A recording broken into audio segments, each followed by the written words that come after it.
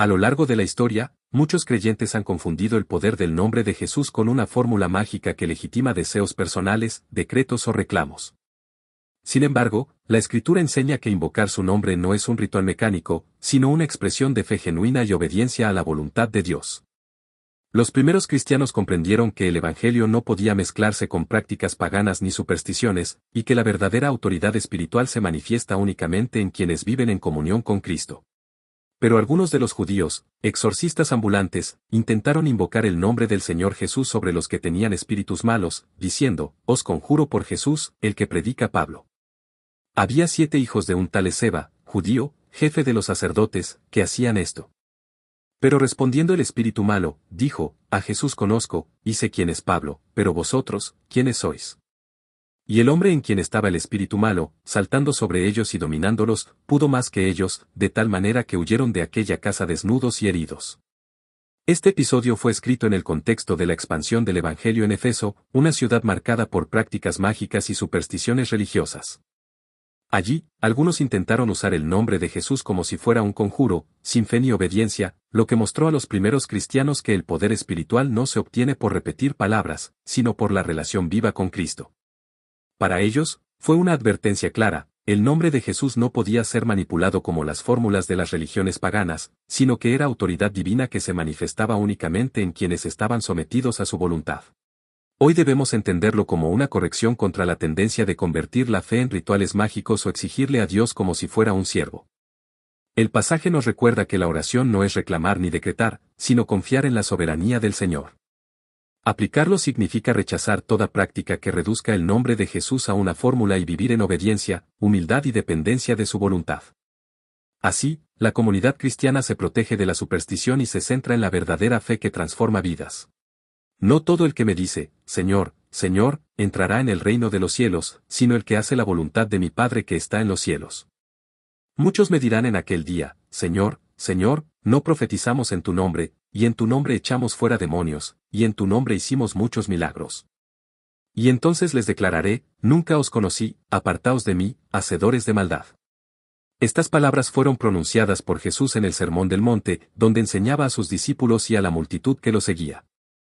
En un ambiente religioso donde muchos confiaban en rituales, palabras o apariencias externas, Jesús enfatizó que lo decisivo no era invocar su nombre ni realizar actos espectaculares, sino vivir en obediencia a la voluntad del Padre.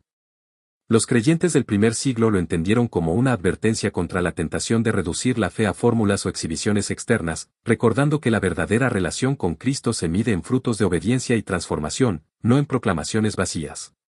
Para nosotros hoy, este pasaje es una corrección contra la práctica de usar el nombre de Jesús como legitimación de deseos personales o decretos mágicos. Nos enseña que no basta con repetir palabras religiosas ni reclamarle a Dios como si estuviera a nuestro servicio personal, lo que cuenta es la vida sometida a su voluntad. Aplicarlo significa examinar nuestra fe para asegurarnos de que no se ha convertido en ritualismo o manipulación, sino en obediencia humilde y confianza en el Señor soberano. Así, evitamos la superstición y abrazamos la esencia del Evangelio, vivir en comunión con Cristo y reflejar su voluntad en nuestras acciones. Ay del que pleitea con su hacedor. El tiesto con los tiestos de la tierra. Dirá el barro al que lo labra, ¿qué haces, o tu obra, no tiene manos?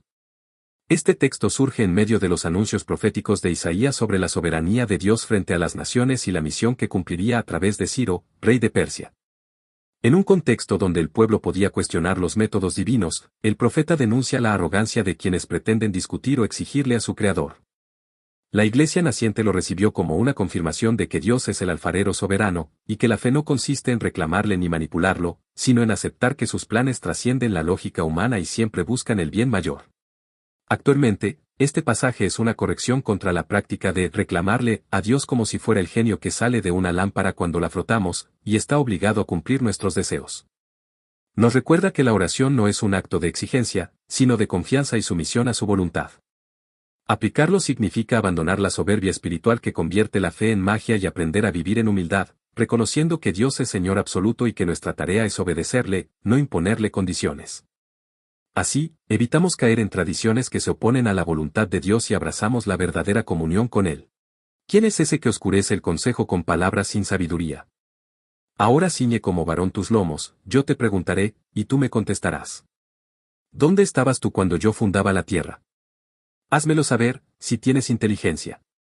Dios responde directamente a Job después de su largo cuestionamiento y reclamo por el sufrimiento que estaba viviendo.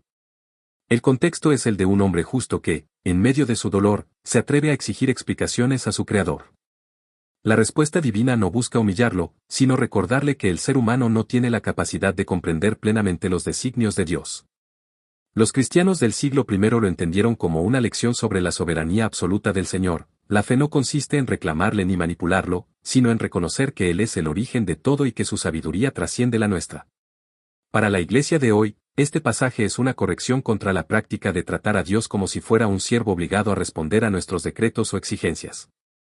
Nos enseña que la oración verdadera no es reclamar ni imponer condiciones, sino confiar en que el Señor sabe lo que necesitamos y obra para nuestro bien. Aplicarlo significa abandonar la soberbia espiritual que convierte la fe en magia y aprender a vivir en humildad, aceptando que Dios es soberano y que nuestra tarea es obedecerle y descansar en su voluntad. Así, evitamos caer en tradiciones paganas antibíblicas y abrazamos la comunión genuina con Él. Más antes, oh hombre, ¿quién eres tú, para que alterques con Dios? Dirá el vaso de barro al que lo formó, ¿por qué me has hecho así? Pablo reflexiona sobre la elección divina y la soberanía absoluta de Dios en la historia de Israel y de la humanidad. El apóstol utiliza la imagen del alfarero y el barro para mostrar que el ser humano no tiene derecho a cuestionar ni exigirle a su Creador, porque todo depende de su voluntad y propósito. Los primeros cristianos lo entendieron como una advertencia contra la arrogancia espiritual y como un llamado a reconocer que la salvación no se obtiene por méritos humanos ni por fórmulas religiosas, sino por la gracia soberana de Dios que actúa según su plan eterno. Nosotros debemos aplicarlo como una corrección frente a las prácticas que convierten la fe en decretos mágicos o reclamos exigentes hacia Dios. Este versículo nos recuerda que no podemos tratar al Señor como si fuera un empleado obligado a cumplir nuestros deseos, sino que debemos vivir en humildad, aceptando que Él es soberano y que su voluntad es perfecta. Entenderlo así nos protege de caer en tradiciones y nos conduce a una fe genuina, centrada en la obediencia y en la confianza plena en el Señor que gobierna todas las cosas. Por nada estéis afanosos, sino sean conocidas vuestras peticiones delante de Dios en toda oración y ruego, con acción de gracias. Esta es la respuesta pastoral de Pablo a los creyentes de Filipos, quienes enfrentaban presiones externas y preocupaciones internas. En ese contexto, el apóstol los exhorta a transformar la ansiedad en oración, mostrando que la fe no consiste en reclamarle a Dios ni en manipularlo con fórmulas, sino en presentar las peticiones con humildad y gratitud. Los creyentes del siglo I lo entendieron como una invitación a confiar en la soberanía divina, reconociendo que la paz no proviene de decretos humanos ni de exigir respuestas inmediatas, sino de descansar en la presencia del Señor que gobierna todas las cosas. Para nosotros hoy, este texto es una corrección contra la práctica de convertir la oración en exigencia o en fórmulas mágicas. Nos recuerda que la verdadera comunión con Dios se expresa en pedir con confianza, agradecer incluso antes de recibir, y someter nuestros deseos a su voluntad. Aplicarlo significa abandonar la soberbia espiritual que reclama y aprender a vivir en dependencia humilde, confiando en que Dios escucha y responde conforme a lo que es mejor. Así, evitamos caer en tradiciones paganas disfrazadas de espiritualidad y abrazamos la oración genuina que produce paz y gratitud en el corazón. Y esta es la confianza que tenemos en Él, que si pedimos alguna cosa conforme a su voluntad, Él nos oye. Juan escribe a las comunidades cristianas que enfrentaban confusión doctrinal y la influencia de enseñanzas que distorsionaban la fe. El apóstol les recuerda que la confianza en la oración no se basa en fórmulas mágicas ni en exigirle a Dios, sino en pedir conforme a su voluntad. Para los primeros cristianos representó una corrección contra la tentación de manipular a Dios con palabras o rituales, y como una afirmación de que la verdadera seguridad espiritual proviene de la comunión con Cristo y la obediencia a su propósito. Hoy debemos aplicarlo como una advertencia contra la práctica de decretar o reclamar cosas a Dios, como si estuviera obligado a cumplir nuestros deseos. Este versículo nos enseña que la oración genuina se fundamenta en la confianza de que Dios escucha y responde cuando nuestras peticiones se alinean con su voluntad. Aplicarlo significa abandonar la soberbia espiritual que convierte la fe en magia y aprender a vivir en humildad, sometiendo nuestros deseos al Señor soberano. Así, evitamos caer en tradiciones paganas y abrazamos la verdadera oración que produce paz y dependencia de Dios. Yendo un poco adelante, se postró sobre su rostro, orando y diciendo, Padre mío, si es posible, pase de mí esta copa, pero no sea como yo quiero, sino como tú. Este pasaje se sitúa en el contexto de la oración de Jesús en Getsemaní. Allí, en medio de una angustia profunda, Él muestra que la verdadera fe no consiste en reclamar ni imponer condiciones a Dios, sino en someterse plenamente a su voluntad. Los primeros cristianos lo recibieron como el ejemplo supremo de obediencia y humildad. El Hijo de Dios, aun en su momento más difícil, no buscó imponer sus deseos, sino aceptar el plan divino. Para ellos, fue una enseñanza correctiva frente a cualquier intento de manipular a Dios mediante palabras o fórmulas, y un llamado a confiar en que la voluntad del Padre es siempre perfecta. En la actualidad debemos entenderlo y aplicarlo como una corrección contra la práctica de decretar o reclamar cosas a Dios, como si estuviera obligado a cumplir nuestros deseos. Este pasaje nos enseña que la oración genuina se fundamenta en la confianza y la entrega, incluso cuando nuestras peticiones son intensas y sinceras. Aplicarlo significa aprender a orar con humildad, reconociendo que Dios es soberano y que nuestra tarea es obedecerle, no manipularlo. Así, evitamos caer en tradiciones paganas disfrazadas de cristianismo y abrazamos la verdadera comunión con el Señor, que produce paz y dependencia en medio de cualquier circunstancia. El mensaje central de estos pasajes bíblicos es correctivo y pedagógico. Dios no es un siervo obligado a cumplir nuestros caprichos, ni el nombre de Jesús un conjuro que garantiza resultados. La oración auténtica se fundamenta en la confianza, la humildad y la sumisión a la voluntad divina.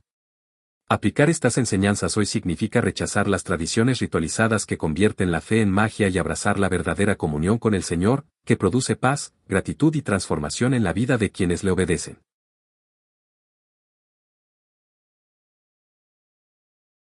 Si este contenido te inspira, comparte, comenta, dale like, suscríbete y activa la campanita para seguir aprendiendo juntos cómo aplicar los principios bíblicos en nuestra vida diaria.